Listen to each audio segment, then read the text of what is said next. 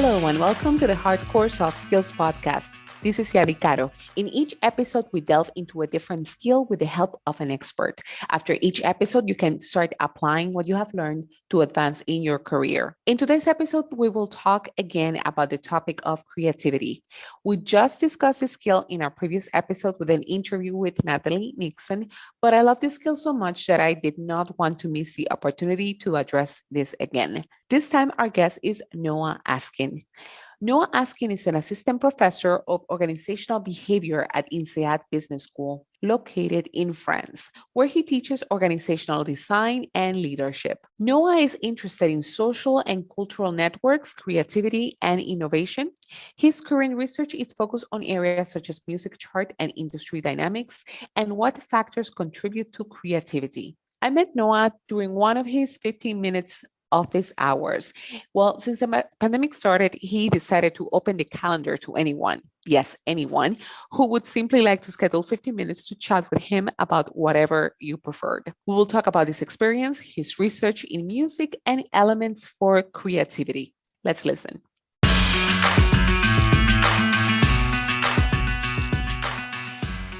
Thank you so much for joining me in the podcast today. It was great talking with you when you did the 15-minute scheduled events that you have allocated. And I did wanted to ask you first about that idea of scheduling primarily 15 minutes, so sort of to talk with whoever wants to talk to you and just schedule some time. How did that came about, by the way? Well, first of all, thank you for having me on here. It's nice to talk to you again. I think so. The office hours idea came at the beginning of the pandemic, like right at the beginning, when I have a 3-year-old and a 14-month-old, but at the time I had a 2.5-year-old and a 6-week-old, and we were confined and we had just moved to a new house, and I was looking around going like, there's no way I'm going to actually get real work done. Like there's not big chunks of time to sit down and research and write. And I didn't want to feel like I was not doing anything to contribute to broader society in the middle of a pandemic. And, you can donate money to some causes. And I did a little bit of that. But I thought, what is it that I have to offer? And I said, as a professor of organizational behavior, sociologist, studies organizations, studies creativity, I thought, there's probably some people out there who might want to talk to me for a little bit and could be an interesting opportunity for me just to speak to people I haven't talked to in a while, people I've never met before. And I figured, I would try it out. And if nobody signed up, lesson learned. And as luck would have it, actually people seem to be interested and want to connect and reach out. And it's now something I've been doing for almost a year. And it's been wonderful. I love it. Wow. And I must say also that raising a 6-month-old at the time and a toddler seems like a big contribution to society in itself during that time. But also it's great that you thought of that idea. And could you share some of the interesting or kind of any odd stories or any findings that you have had since you started that? Yeah, I think it's general themes, right? So a lot of people are sort of at career transition. A lot of people that reach out are at career transition points, and they want to figure out, how do I better integrate into an industry that I want to get into, right? How do I start to make connections there? How do I develop my network to advance either where I am now or in a different industry? Have had long conversations reconnecting with former students. The 15 minutes all of a sudden spills over. Have had some conversations where people were talking to me about their career dreams, even though they were in their 50s, and were like, I've not talked to people about what I really want to do and how can I transition now, which is pretty touching and flattering. I'm not sure I'm fully equipped to like actually provide that sort of guidance, but I'm happy to give ideas for sure. It's been really nice. It's been a combination of reconnection and new connection. And I was worried, like, what if I get strange people or who have no interest in talking about anything that's relevant to me, or hasn't happened at all. Oh, good. And I want to ask you about you have focused a lot on the topic of creativity. Why did you decide to focus on that? I think because music tends to lend itself to that. And so a lot of my research focuses on music, largely because I figured when I was in grad school that if I was going to be spending years of my life on a particular topic or context, it better be something that I really care about and I'm really interested in. And music is just something I've always loved and been obsessed with. And I'm a very, very poor musician. And they often say in academia, we study what we don't understand. And so I think the creativity of being a musician is something that is like, I'm terrible at it. Let me see if I can figure out how others do it. And so when studying music, and fortunately in this era that we're in, the digital music era, there's just so much more data available because there are companies out there that basically help us understand the actual attributes, like the acoustic attributes of songs that was never really possible before, certainly not in any scale. And so the combination of having an interest in music and an interest in the kind of data and data science that goes along with it, that lends itself nicely to looking at creativity and creative influence and stuff like that. When you have written in the research about music and creativity, were you looking for some sort of particular formula of what makes something creative, or how to what makes something good or creative or something along those lines? Is that what you're kind of looking for when you have research about music? So taste is a really tough thing to measure, and psychologists have tried to figure it out. Sociologists, I'm sure, plenty of others, marketers, and so we're not really. It's hard to sort of dig into that. What we've looked at is what is it about songs' acoustic attributes, especially in comparison to other songs, that might make them perform better in terms of, more sales or lasting longer on the charts, for example. So what makes the song stand out is this, what we call optimal differentiation or optimal distinctiveness. Basically, they're not too similar to what's out there, but they're also not too different. And there's some little aspect of it. There's some aspect of novelty to it that helps them kind of shine above the other things that are available, the other music that's available at a given point in time. Now, that's just confined to the pop charts, which ironically is not something that that's not necessarily the type of music that I typically listen to, but that's kind of where there's data available. But in terms of what other aspects of music, it's less about what makes something creative, although that's obviously part of it, and more about how does influence happen, right? Does it happen as a function of who you're connected to, sort of a classic network idea of the collaborators that you surround yourself with? Does it happen as a function of your creative context, right? Where you're performing, where you're writing songs, geographically? Does it happen as a function of the genre that you're part of and sort of the influence that happens there? And because we take a lot for granted, at least from an academic perspective, in thinking that, well, it's really largely about who you're connected to. And actually, there's a lot more to creativity and the creative process and creative influence than that. And how does that translate, that part of the research of creativity and the influence of networks, into the work that you do right now in terms of teaching? Because you're not working with musicians, you're working with either people in management. Could you describe a little bit of what you do on your day-to-day? Yeah, I think there are parts where there's overlap and there's parts where there's not. I think creativity and innovation, which is, they're, without getting into definitional arguments, they're relatively similar, at least in terms of coming up with something that's new, something that's a little bit different, something that has value to someone or some group of people. And certainly a lot of organizations are interested in that. And I think a lot of it is figuring out what are the contextual or environmental aspects that help play up or might be harmful to creative output. And so taking music as this kind of interesting, very clear example, right? Because creativity is a lot easier to see in music than it is in, say, a product or service. There's a lot more noise around it. And then being able to say, okay, here's some of the things that we're learning as we look at the networks of collaborators and the genres and the different songs that they're putting out in the albums. And here's what we can say as an analogy to what's going on in your organization, or here are the contextual things that you as a manager, as a leader, can pay attention to if you're trying to foster more creativity. And so, the teaching very much has that aspect to it in terms of thinking about creating a context or environment for letting this thrive. What you do in the day-to-day, is it related primarily to helping management or leaders in organizations to either find what is it that you're focused on, more strategic planning, or what are the areas that you primarily focus on through the institute, through INSEAD, and through your research as well? So yeah, from a teaching perspective, it's MBA students at INSEAD and then executive programs as well. A lot of it's around leadership and management, but my MBA course, for example, is around organizational design and leadership. So again, how do you structure organizations? How do you think about becoming a manager? And yes, there's an interpersonal aspect of that, but it's also a lot about how do you structure your organization? How do you think about culture, right? Because that's part of the environment. How do you think about changing those things? How do you think about power and influence? Because those go beyond interpersonal connections and are about how do you think about structuring your team, your division, your organization.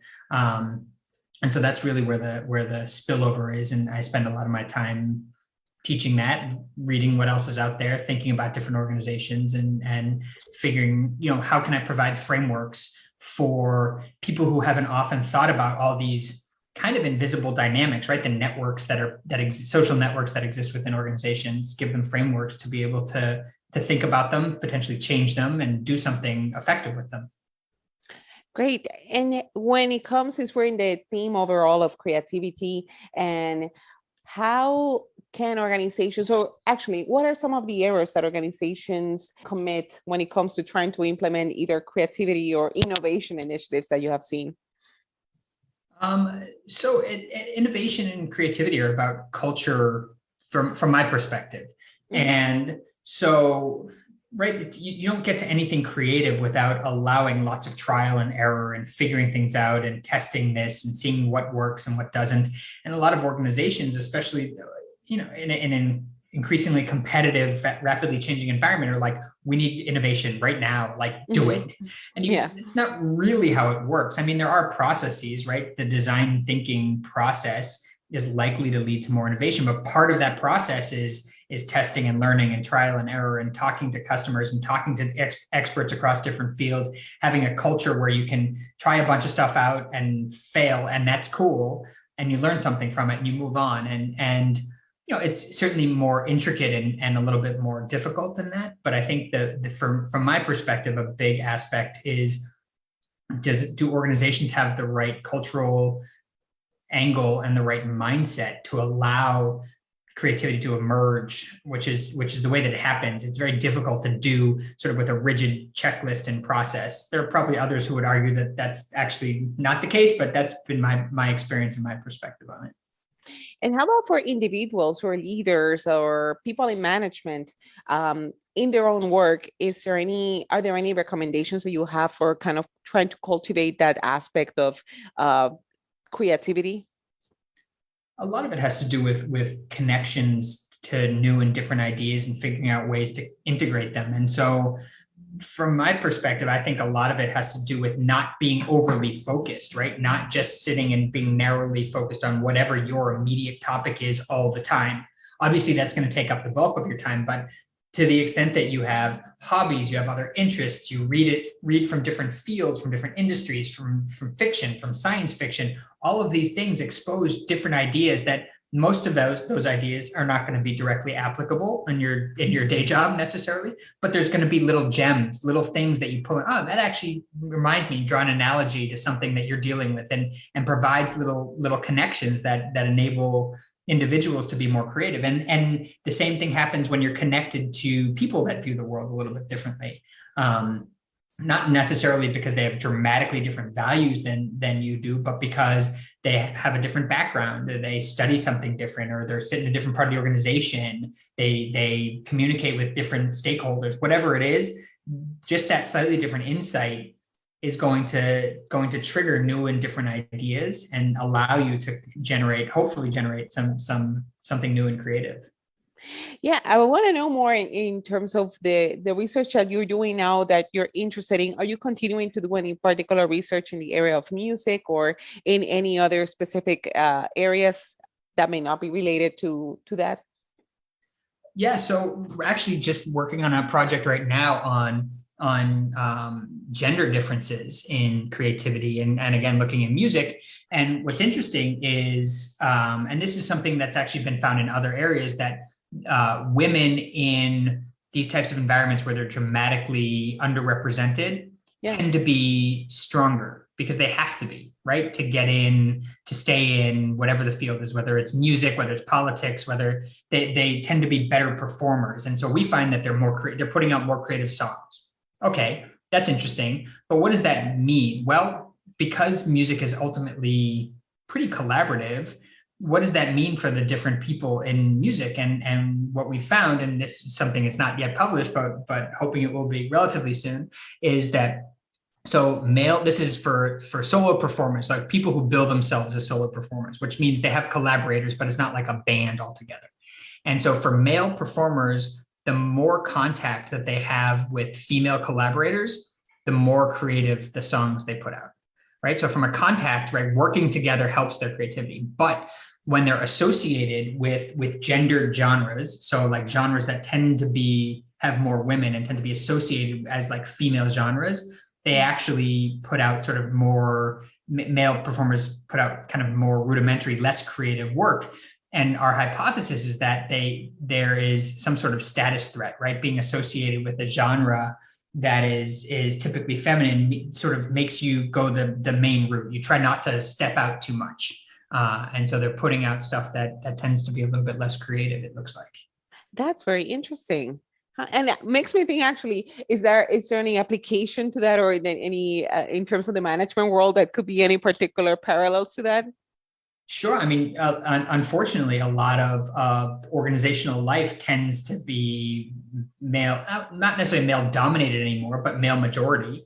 And so what that means is to be cognizant of the fact that actually collaboration with women when they're in the minority tends to be pretty beneficial. You get access to different perspectives, different worldviews, exactly what I was talking about before, right? Looking at things from a new way, and then to be cautious about how certain roles and certain industries and certain job types get gendered, because that actually has implications. And so to work to undo those gendering type dynamics to the extent possible, right? It's not easy, because those are large social processes that play out over time.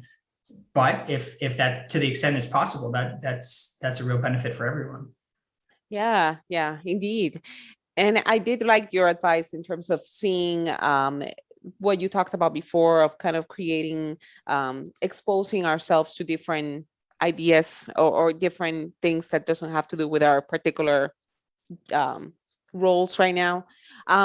Also wanted to know, in terms of the work that you're doing at INSEAD, could you describe a little bit in terms of other areas that you teach as well in the Institute?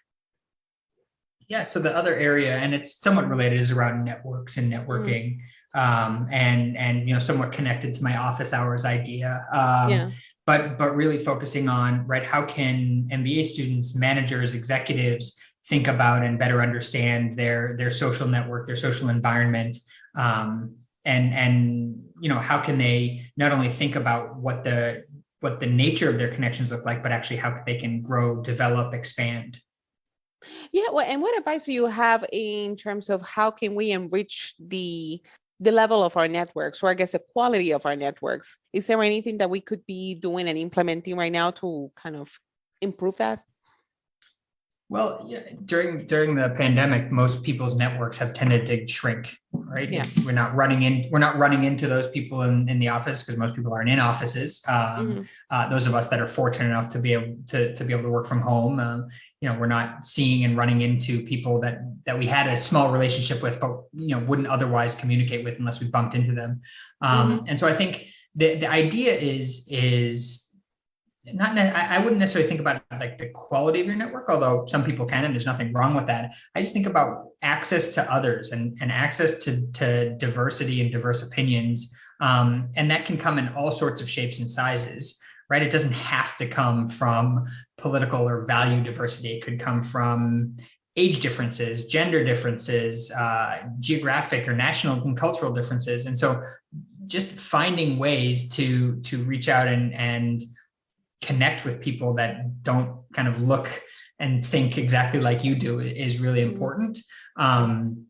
And it's not so easy. And so I've recommended that lots of people try this office hours approach. You don't have to call it that, call it coffee chats, call it something else. If the office hours feels too academic for you, that's fine. But really putting yourself out there, because it feels challenging. Most people don't like to kind of reach out to unknown people and say like, hey, would love to connect. But if you kind of make yourself available, then other people feel like there's openness. People are more likely to want to come to you. Now, it's less targeted that way, right? You have to sort of deal with who comes to you instead of being more targeted. However, one of the things that I've learned in talking to people who are kind of these super connectors is it's less about being very, very directed in terms of what you want in a given moment, right? This is when networking becomes really uncomfortable, is I'm looking for something specific. And so I need to connect to these 2 or 3 people to get it. And it's more about just kind of having conversations, getting to know people, understanding their needs. It offers me an opportunity to give them something, which may or may not be repaid at some point in the future. And that's fine. And I think this idea that I need to get something from my network is where things start to unravel. Thank you so much for being part of the episode today. And I want to ask you, since we've been talking a lot about music, and I did ask you during the office hours about your favorite music. I want to ask you now in terms of what's on your playlist right now. What's on my playlist right now? Let's see. Let's open up Spotify. Let's see what's here. So actually the music I've been listening. So it's funny, during the pandemic, I, like many people, sort of fell back on nostalgia and was listening to a lot of like 80s and 90s music, because that's what I grew up listening. And then sort of 70s and 60s and 70s classic rock. That's what I grew up listening to. And the 80s and 90s was sort of as I was growing up. But actually this musician out of Chicago, his name is Neil Francis, is this sort of like 70s soul, jazzy sounding lounge music that has actually been like really good. And it's the first time in the pandemic that I've gotten really sort of into something that new to me. I guess his album came out a year or 2 ago, but yeah, his album's called Changes, and it's just something I've listened to a lot in the past month, which is not, I used to do that all the time. I sort of get obsessed with a particular record or artist and just go deep, and haven't done that in a long time. And this has been the first time in a while. So that's been actually nice to know that I can still do that. That's good. And exposing to new music as well, because sometimes we just go and listen to the same music that, not exposing to anything new. And I think that that helps actually to kind of listen to new items as well. Yeah. Yeah, for sure. Well, thank you so much for being in the show today, and I appreciate your time, and it's always great to connect with you. So thank you very much. Thank you so much, Yadi. I appreciate it.